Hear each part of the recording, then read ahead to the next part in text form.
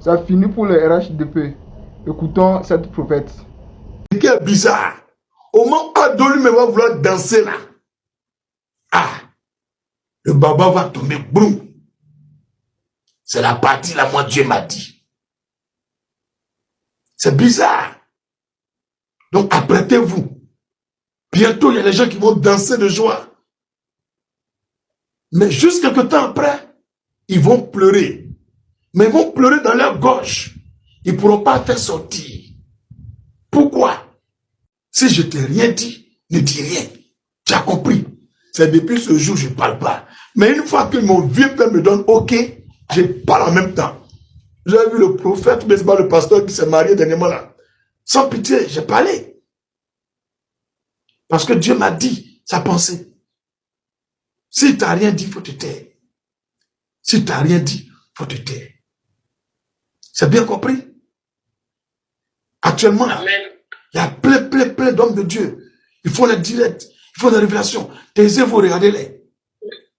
Quand l'élection va finir là, et puis Ado sera encore président là, c'est là que vous allez voir les faux prophètes et les faux pasteurs. Il faut écouter ce qu'il t'a dit. Maintenant, l'autre côté, ce qui est bizarre, au moment où Ado lui-même va vouloir danser là, ah, le baba va tomber, boum. C'est la partie là, moi Dieu m'a dit.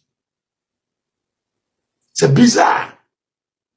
Donc apprêtez-vous. Bientôt, il y a des gens qui vont danser de joie. Mais juste quelque temps après, ils vont pleurer. Mais ils vont pleurer dans leur gorge. Ils ne pourront pas faire sortir. Pourquoi? Parce que s'ils doivent dire que le vieux père est mort, ils vont dire, ah, c'est que le prophète là, c'est lui qui est dans la vérité. Alors on l'a mis en prison. Alors quel sera notre sort? Moi je l'ai insulté. Que sera mon sort? Donc ils vont vouloir cacher. Cacher. Vous voyez au Cameroun, non? On prend photo de quelqu'un pour battre campagne. C'est ce qu'ils vont vouloir faire. Mais cependant, il y a des événements où il doit parler en direct. Même s'ils vont aller chercher des anciennes vidéos pour coller les paroles. Prendre AI, intelligence artificielle, pour mélanger les choses, pour que ça paraisse comme c'est à l'instant T, ça ne marchera pas. Parce que on ne va pas se contenter d'écrire en direct en haut. Mais il y a des moments où il doit être à des sommets. Ah là, les autres présidents seront là. Il doit être assis. Et là, vous verrez qu'il suffira de représenter. Là, les gens vont commencer à se rappeler de cette nuit-là, 16 octobre 2025, qu'un prophète a dit, voilà comment les choses vont se passer. Et ce jour-là, les gens vont commencer à tiquer, se poser des questions. Ils vont commencer à vérifier. Et chacun va commencer à dire, nous voulons voir notre nouveau président. Nous voulons voir notre président. Alléluia. Et en ce moment précis, et en ce moment précis, la nouvelle va tomber. Et ce jour-là, Jésus-Christ sera encore glorifié en Côte d'Ivoire et dans le monde entier. Jésus-Christ sera encore glorifié parce que Jésus-Christ veut que on sache que un marabout n'est pas Dieu. Que toutes les autres personnes, vous les voyez, se prosterner quelque part pour prier là. C'est de l'idolâtrie. C'est des gens qui sont des attardés mentaux. Ils sont égarés, perdus. Et il va mettre en lumière sa puissance. Peu importe le nombre de mois, le nombre de temps que ça prend, ce jour arrivera. Et la Côte d'Ivoire sera dans l'effervescence de savoir qu'on a méprisé Jésus et son prophète. Mais voilà aujourd'hui, l'honneur revient à Jésus-Christ et son prophète sera révélé partout sur la terre. Je répète et je le redis, c'est ainsi les choses vont finir. Et après cet événement malheureux pour certains et heureux pour d'autres, la Côte d'Ivoire va transiter dans une époque de mauvaise gestion. Parce que celui qui va le succéder ne maîtrisera pas l'économie. Et il va faire faillite. Il va faire écrouler le pays. et les choses vont devenir hyper chères. La cherté de la vie va connaître son apogée. Est-ce que tu me comprends? Mais Dieu, dans sa grâce, a suscité la lumière, et cette lumière va rentrer dans le cœur des étrangers en Côte d'Ivoire, du peuple ivoirien, et la gloire de Dieu va envahir le pays, qu'ils soient musulmans, qu'ils soient chrétiens. Et c'est là que Dieu me montre une vision. Je voyais au carrefour de la vie, et cette vision, il me l'a montré plusieurs fois, sous autre forme. Mais la première fois qu'il m'a montré, c'était en 2006. Je vous dis aujourd'hui, clair, en 2006. Et Dieu m'a appelé à commencer son œuvre en 2004. Depuis Dieu m'a appelé là, il ne me montre pas les petites choses. Je ne sais pas pourquoi.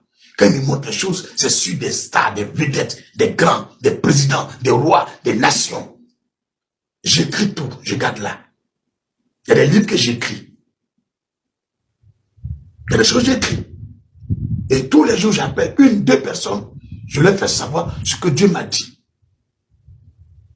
Est-ce que depuis que vous me voyez prêcher, vous avez vu auprès de moi, bien dans ma famille, quelqu'un venait dire ce qu'il dit est faux? Il y a toujours un ou deux témoins. Je ne suis pas bête. Hein? Et puis j'écris la date, et je mets leur nom, que celui-là, je lui ai dit, mais je lui ai dit de ne pas répéter à quelqu'un. Si ce n'est pas moi-même, le jour que Dieu me donne l'ordre de le dire aux nations, si je ne l'ai pas dit, tais-toi, observe et regarde. Je ne suis pas un fou, hein. Je ne suis pas un idiot. C'est moi-même qui ai choisi la part de l'humilité et du silence total, de l'écrasement, parce que je veux aller loin avec Dieu. Je ne suis pas bête. Je ne suis pas bête. C'est moi, on m'a donné une voiture en 2013, avec clé de voiture, plus une maison, juste derrière Cap Nord. Et puis j'ai refusé. Si vous ne savez pas cela, je vous dis aujourd'hui. On m'a donné une voiture, plus une maison, et le Seigneur me dit, l'heure n'est pas encore arrivée. Couche-toi au temple ici. Il dit, il dit, couche-toi. D'accord. Deuxième fois, au niveau des génies 2000, Faya, on m'a donné moitié d'une villa pour faire église.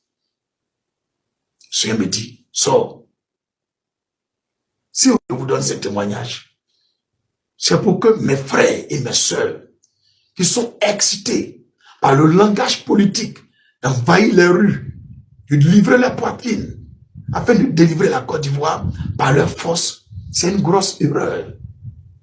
C'est une erreur et une arnaque.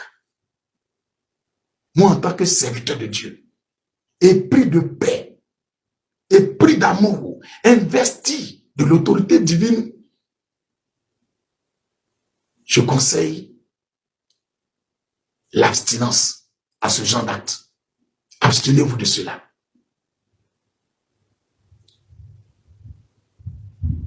Dissociez-vous de cela. Vaquez à l'œuvre de la foi et de l'esprit. Je sais que ça vous fait mal, ça vous dérange.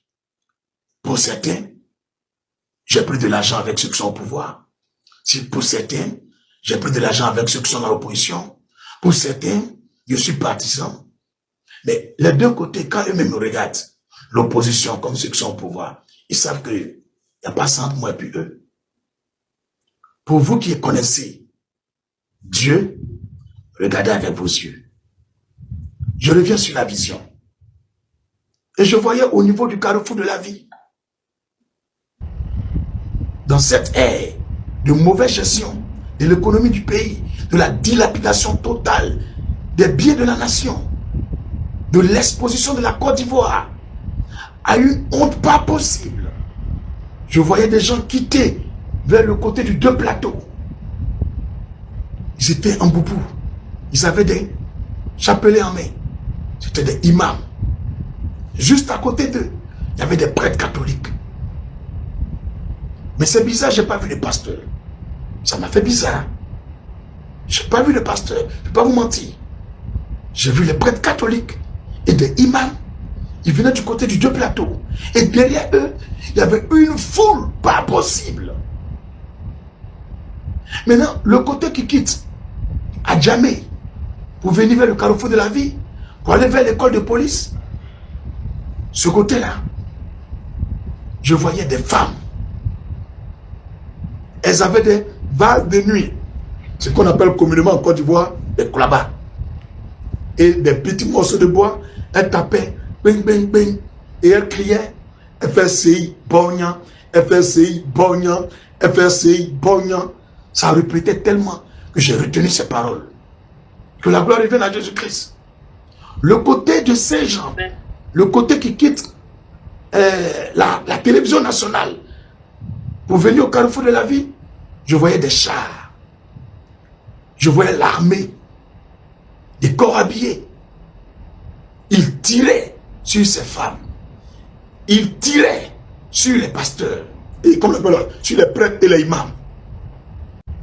Et parmi les imams, il y a un marabout qui a dit, les enfants, c'est bon, calmez-vous.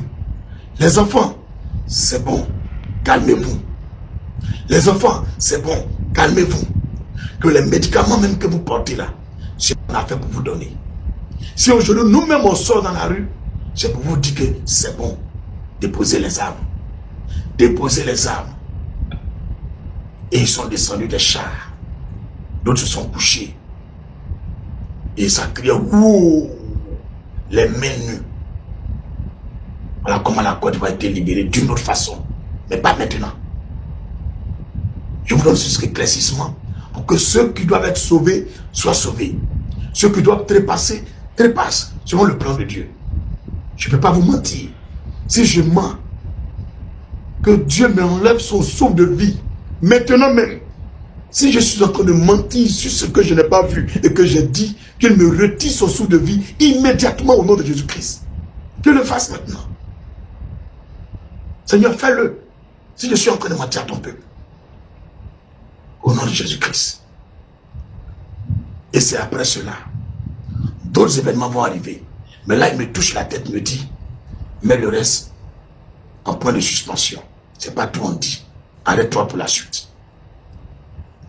On acclame le Seigneur. Une nation sans Dieu est une nation sans âme.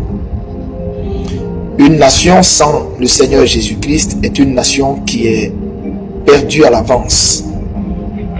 C'est Jésus-Christ qui est la vie de la nation. C'est pourquoi une nation dans laquelle le Seigneur n'est pas roi, c'est la mort spirituelle qui règne dans cette nation. C'est la distraction qui règne dans cette nation. C'est la division, la désunion qui règne dans cette nation. C'est la pauvreté à échelle galopante et grandissante qui règne dans la nation. Mais toute nation où le Seigneur Jésus-Christ est Dieu, cette nation est prospère. Cette nation est vivante. Cette nation est puissante. Et c'est la raison pour laquelle nous avons fait ce moment de jeûne le 1er novembre jusqu'au 30 novembre, c'est-à-dire hier passé. Et je vous remercie tous, vous tous qui avez répondu à l'appel de ce jeûne. Vous qui êtes rentrés dans ce temps de pénitence, qui avez laissé tout ce que vous aviez initialement prévu et qui vous êtes livrés corps et âme dans ce jeûne, qui avez prié pour la Côte d'Ivoire, pour donner et dédier la Côte d'Ivoire à notre Seigneur Jésus. Je vous remercie tous. Et le Seigneur est fier de vous. Vous savez, il aurait été préférable que toute la nation dans son entièreté fasse ce jeûne, à savoir le nord, le sud, l'est, l'ouest et le centre. Si toute la nation faisait ce jeûne, c'était encore plus merveilleux. Mais vous savez, Dieu en a décidé que ce soit vous qui avez fait ce jeûne, qui avez entendu son appel et qui êtes rentré dans l'esprit de ce jeûne qu'il avait fait. À ceux qui n'ont pas fait ce jeûne, qu'est-ce que je peux bien vous dire? Je suis navré que vous n'ayez pas compris l'appel de la nation qui a soif de son sauveur, de son Seigneur. L'époque du prophète Kakou Sévérin, l'époque du prophète de ces grands hommes de Dieu qui ont connu la Côte d'Ivoire, l'époque où la Côte d'Ivoire était cette nation innocente qui n'avait jamais bu le sang de ses fils, cette nation innocente où tous les peuples convergeaient, où tous les peuples venaient. Et pour eux, la Côte d'Ivoire était leur Eldorado, parce que quand les gens de la sous-région, on leur disait même de choisir un pays où aller, où les récoltes étaient incroyablement abondantes, où il y avait cette cohésion sociale, où les Ivoiriens de tous bords, du nord, du sud, pouvaient manger ensemble. La Côte d'Ivoire était un paradis à son époque. Et vous savez, parce que le père fondateur de la Côte d'Ivoire avait cherché à aussi tisser des alliances avec le Seigneur pour que la Côte d'Ivoire tienne et soit une nation bénie.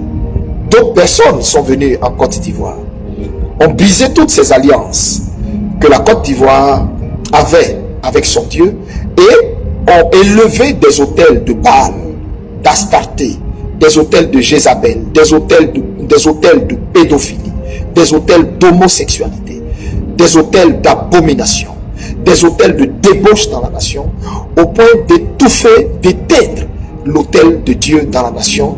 Et le triste constat est que ça s'en ressent même dans le quotidien des Ivoiriens, ça s'en ressent même dans le cœur des Ivoiriens, ça s'en ressent même dans la vie active de la nation.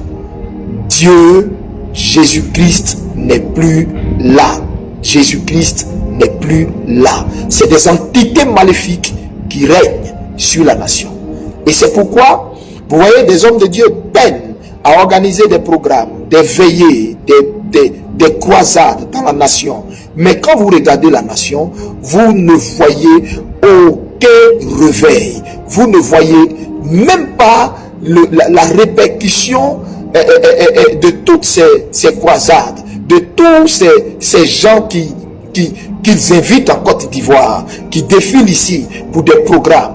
On ne voit rien parce que la nation est lourde. La nation a bu le sang de ses fils. La nation a bu le sang des bœufs, le sang des veaux, le sang des agneaux, le sang des albinos, le sang des femmes enceintes. La nation a été complètement pervertie. Et des dieux maléfiques ont commencé à se mettre au-dessus de la Côte d'Ivoire, rendant l'atmosphère du pays lourde, rendant la nation entière lourde, rendant le peuple de Côte d'Ivoire complètement à l'ouest de sa réalité, complètement déconnecté de sa réalité. Un peuple qui est opprimé, oppressé, spolié, à qui on arrache tout, qui pleure, qui crie son ras-le-bol dans sa chambre, sur son oreiller, mais incapable de se lever, incapable de sortir, incapable de dire assez c'est assez, incapable de dire il y en a marre, trop c'est trop. Vous voyez, parce que le peuple est sous le poids d'une malédiction, mais grave, sous le poids de dieux égyptiens, de dieux indiens, de dieux étrangers, de démons vampires qui la sévissent. Et frère, tout ceci empêche la gloire de Dieu d'éclore dans notre nation. Voici pourquoi le Seigneur m'a dit, Élie, dit à la nation entière d'entrer dans un jeûne d'un mois à partir du 1er novembre jusqu'au 30 novembre pour dédier la nation à Dieu par le jeûne, par des supplications. Demandez au Saint-Esprit de venir prendre la place de roi qui lui était premièrement dédiée. de sorte à ce que on sente l'atmosphère de la nation légère, on sente l'économie de la nation bouger, on sent l'atmosphère spirituelle de la nation bouger, on sent les vibrations spirituelles de la nation bouger. C'est la raison pour laquelle nous sommes rentrés dans ce jeûne. Donc c'était un jeûne important, important, important. Je vous le dis, de tous mes voeux, j'aurais voulu que tous les Ivoiriens comprennent la nécessité de ce jeûne et le faire. Mais, vous savez, Dieu disposant toutes choses, il a voulu que ce soit vous qui avez entendu ces cris qui fassiez ce jeûne. Que Dieu vous bénisse, vous qui avez fait ce jeûne. Vous avez été, à travers ce jeûne, été sélectionné par Dieu pour vivre dans cette nouvelle Côte d'Ivoire, pour vivre dans cette nouvelle nation qui est en train de naître et voir le réveil spirituel, la répercussion de votre temps de jeûne et de prière qui a duré 1 mois. Vous avez été sélectionné par Dieu, vous et vos familles, vous et tous les vôtres. Vous avez été marqués dans ce moment de jeûne. Que Dieu vous fortifie, qu'il vous bénisse, et merci infiniment à tous ces hommes de Dieu qui m'ont emboîté le pas, qui ont organisé des temps de prière pour prier pour la délivrance de la Côte d'Ivoire. La délivrance de la Côte d'Ivoire. Que Dieu vous bénisse. Et ceux également qui m'ont également suivi dans ce jeûne et qui y ont engagé leurs fidèles eux-mêmes. Que Dieu vous élève au centuple prophète. Que Dieu vous élève au centuple pasteur. Que Dieu vous bénisse au centuple pasteur. Oh, que Dieu rende votre nom grand. Que Dieu rende votre ministère grand. Je vous bénis et de tout mon cœur, que Dieu rende votre ministère grand. Pour votre humilité, pour votre esprit de sacrifice, pour votre esprit d'union. Que Dieu vous bénisse. Vous avez compris l'évangile. L'évangile, c'est ce que Paul a dit. Paul plante, Apollos arrose, et c'est Dieu qui vient faire croître. Ça veut dire, nous nous joignons main dans la main, ensemble. Quand un reçoit de Dieu, nous le soutenons pour que cela prenne forme. Vraiment, que Dieu vous bénisse. Je ne vais pas ici citer vos noms, mais on m'a envoyé quelques-unes de vos vidéos et j'ai été touché par votre humilité.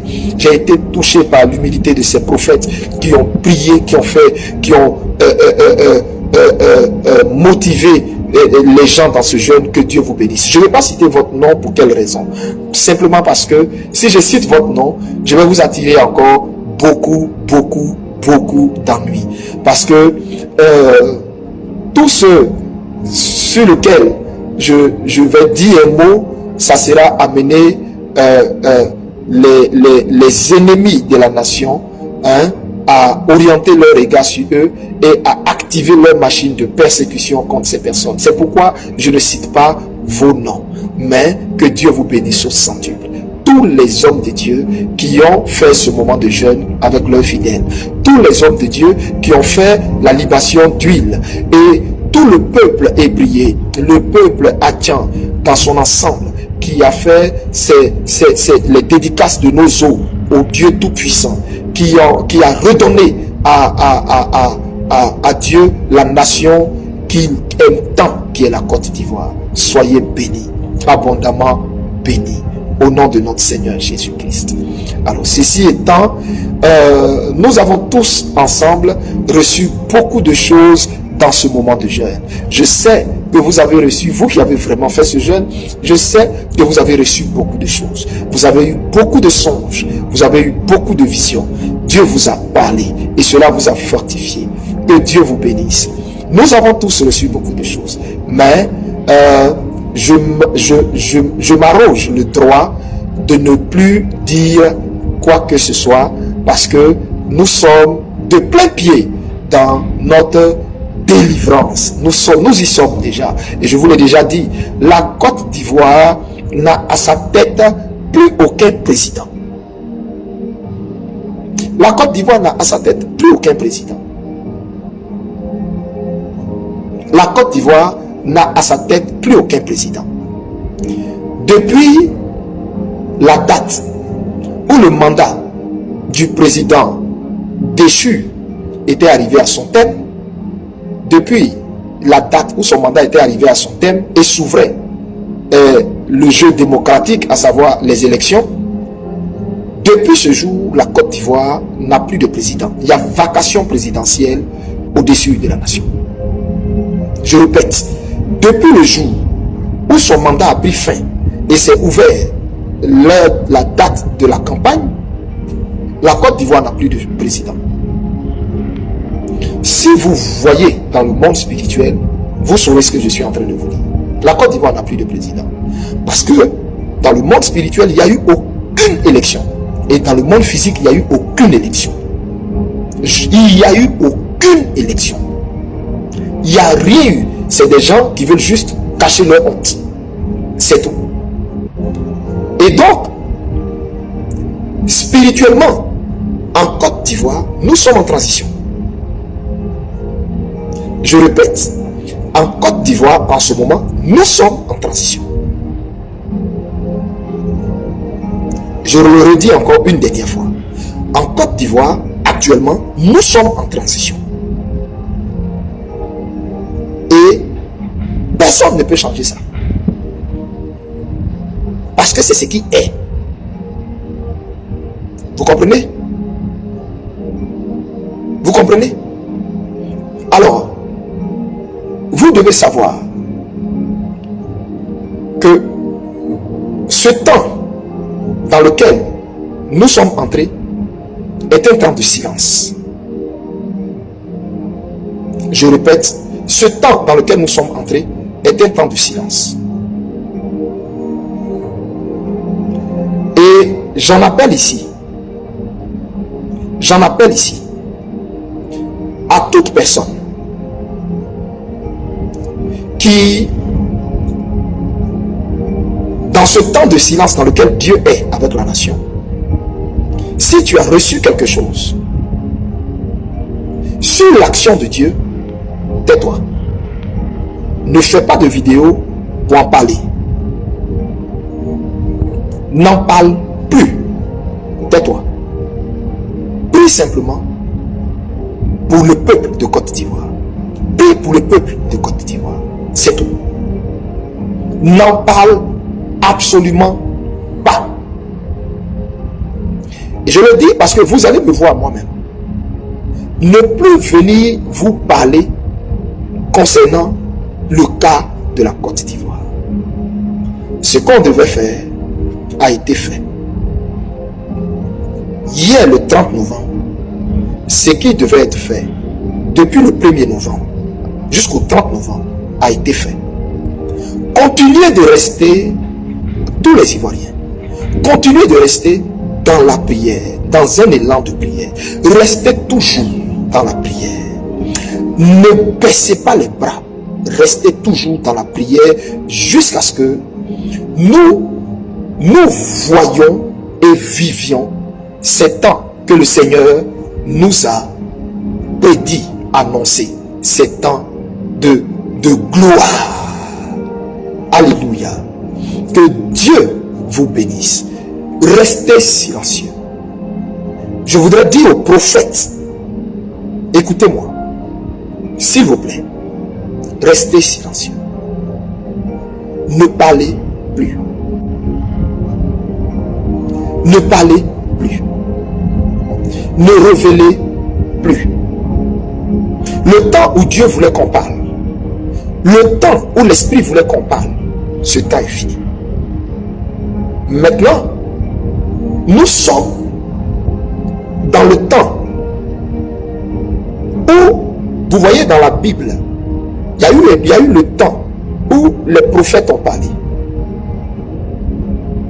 Et jusqu'à Malachie, et à partir de Malachie, il y a une page blanche qui se présente. Cette page blanche est une page de silence de Dieu. Après cette page blanche, on tombe immédiatement dans le Nouveau Testament, dans Matthieu, où entre en scène le Messie, notre Seigneur Jésus-Christ. Et c'est dans cette page blanche que maintenant nous sommes entrés à partir d'aujourd'hui, 1er décembre. C'est un silence spirituel. Est-ce que vous pouvez comprendre ce que je suis en train de vous dire? C'est un silence spirituel. J'en appelle à tous les prophètes. J'en appelle à toutes les personnes qui intercèdent et qui ont des songes, des visions. Taisez-vous. Ne parlez plus. Restez dans la prière. Suite à ces visions, priez pour dire à Dieu, accomplis ce que tu nous montres. Fais ce que tu nous as promis. Épargne ton peuple. Épargne ton peuple. Épargne la nation. Épargne ton peuple. Épargne les fils et les filles de la Côte d'Ivoire. Mais délivre-nous de la main de nos oppresseurs, comme tu nous le montres. Ne révélez plus rien. Comment ça va se passer? Comment ça va arriver? À quel moment ça va arriver? Ne révélez plus rien. Je m'adresse à la génération Élie. Qui est la génération Élie? Le véritable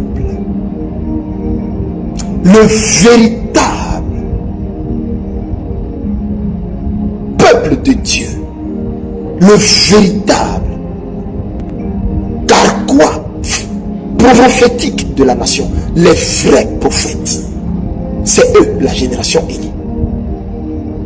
Et pourquoi la génération Élie? La génération de ceux qui ne fléchissent pas à genoux devant Baal, qui ne fléchissent pas à genoux devant Astarté, qui ne fléchissent pas à genoux devant Jézabel, qui ne mangent pas à la table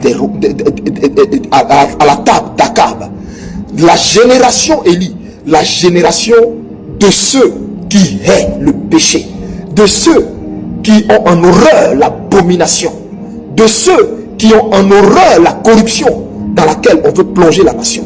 La génération Élie, la génération de ceux qui parlent, qui dénoncent, de ceux qui ont compris que leur vie est un sacrifice, une offrande au Dieu Tout-Puissant.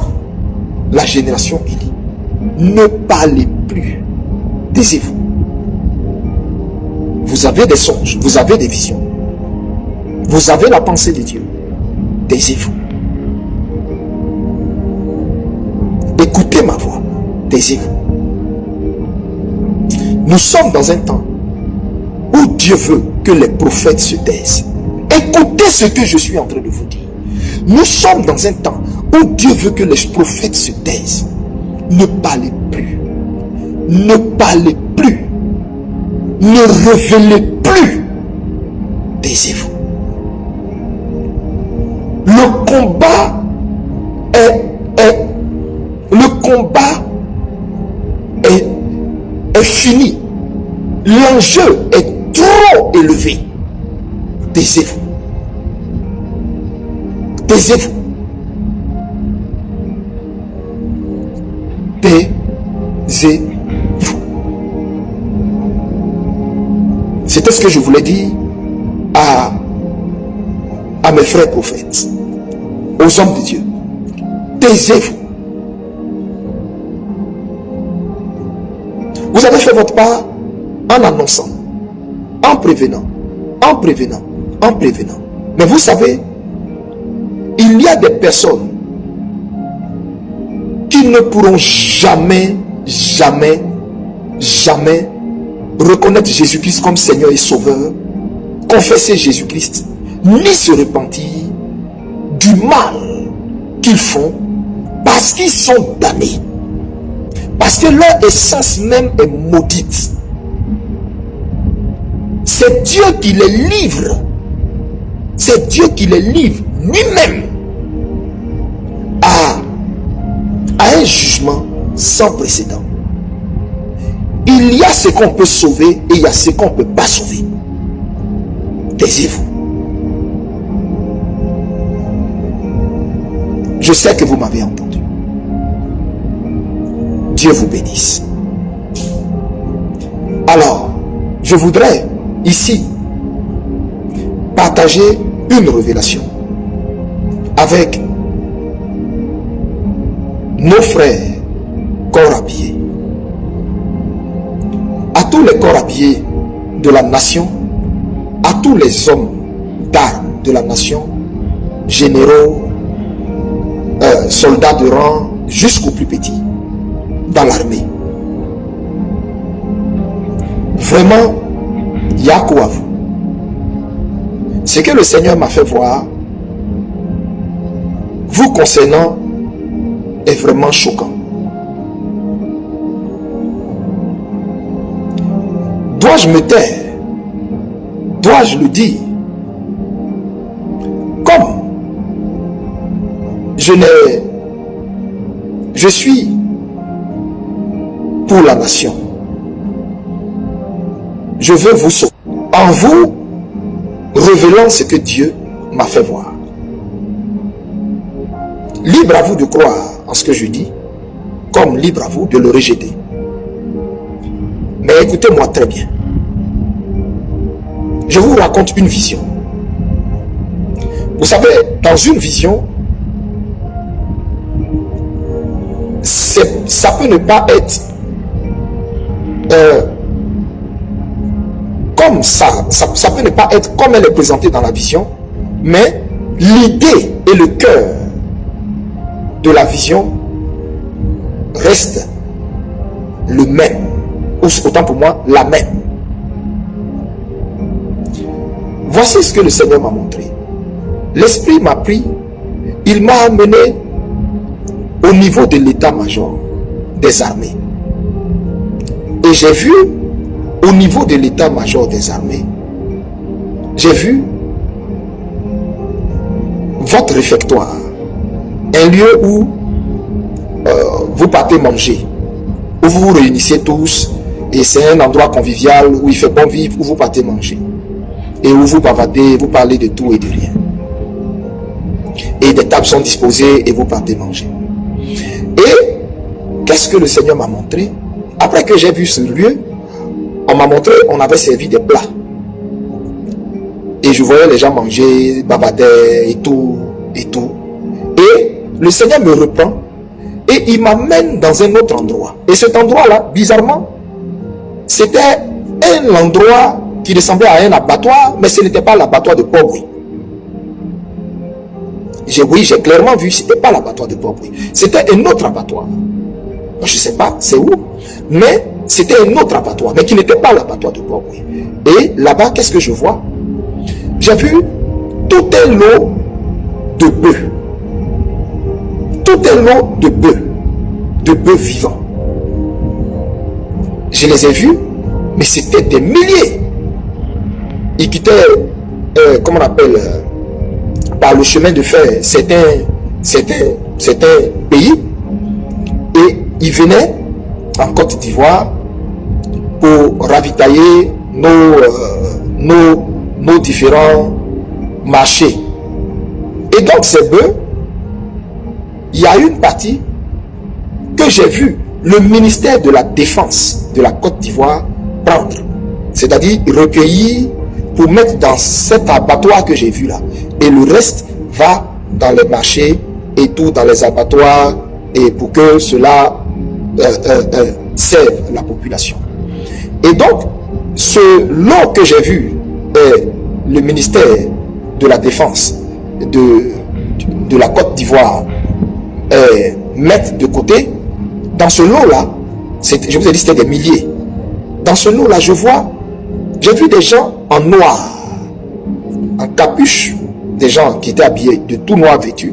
Je précise que les images dans une vision peuvent ne pas, c'est-à-dire Dieu donne des illustrations, mais en fait il y a le cœur du message. Écoutez bien ce que je dis. Donc j'ai vu des personnes qui étaient de tout noir vêtus, et j'ai vu le ministre de la Défense là, le frère du président déchu, son frère, je l'ai vu, il était là, et j'ai vu des gens, mais qui n'étaient pas des corps habillés, et qui ne ressemblaient même pas à des bouchers. Parce que quand je les ai vus là, leur accoutrement, et puis tout ce que j'ai vu sur eux, ils ne ressemblaient pas à des bouchers. C'était des gens qui font des rituels, des incantations. Et je les ai vus, ils étaient en train de faire des incantations sur tout le troupeau de bœufs qui était réservé pour nos forces armées, qui doit être distribué dans toutes les casernes. Et donc j'ai vu ces bœufs-là, et j'ai vu ces gens-là en train de faire des incantations sur les bœufs. Écoutez bien, hein? Et pendant qu'ils faisaient les incantations sur le bœuf, il y a une chose qui m'a marqué. Je n'ai pas vu de couteau dans leurs mains, ni de machette dans leurs mains pour égorger ces bœufs. Mais c'est juste les incantations là qu'ils ont fait. Et quand ils ont fait les incantations, les bœufs ont perdu leur vigueur. Ils ont perdu leur force. Ils ont perdu leur force. Un coup, et ils sont tous tombés comme ça. Un coup, quand ils ont fini l'incantation, quand ils ont fini les incantations là, les bœufs sont tombés tous un coup. Boum. Et je regarde, les bœufs sont tombés un coup, se vidant automatiquement de leur force. Et je constate que ils sont morts sur le champ, sans avoir été égorgés. Ils ont perdu la vie là, mais avant de perdre la vie, ils ont été vidés de leur force, vidés de leur énergie, vidés de ce qui fait leur vigueur, en un coup. Et ils sont tombés comme ça, boum. Eux tous ensemble, hein? Eux tous, sur le champ, morts, raides là. Et je m'approche, je regarde, aucun souffle en eux. Ils étaient couchés là, on les a mis égorgés, ils ont fait 1 jour, 2 jours. Et c'est au 3e jour, les mêmes qui ont fait les incantations avec ce ministre que j'ai vu. Ce ministre idolâtre et pourquoi est-ce que je dis idolâtre? Parce que Dieu m'a montré certaines choses concernant cette personne. Hein. Mais c'est terrible en fait. C'est terrible. Les gens pensent que c'est le président déchu Alassane Dramane Ouattara qui gère le pays, mais c'est pas vrai. Je vous fais une révélation de taille. Celui qui dirige mystiquement, sataniquement le pays et qui a mis le pays sous un embargo spirituel terrible, c'est son frère qui est à côté. Mais c'est un assoiffé de sang et de tout ce qui est fétiche et rituel. J'ai vu ça clairement. Lui et la femme de M. Alassane Dramane Ouattara. Et donc, et je reviens à la vision. Et donc, je vois au 3e jour, on regarde, on prend ils viennent, ils constatent que les bœufs là sont complètement morts, mais en train d'entrer comment on dit, en décomposition, et on les égorge maintenant, on les dépaisse.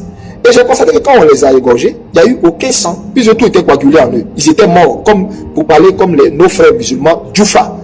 Voilà, c'était comme ça. Ils étaient morts, il y avait des mouches sur eux, et ils les ont égorgés. Maintenant, ils les ont dépecés, et ils ont pris la chair, on les a dispatchés dans toutes les casernes.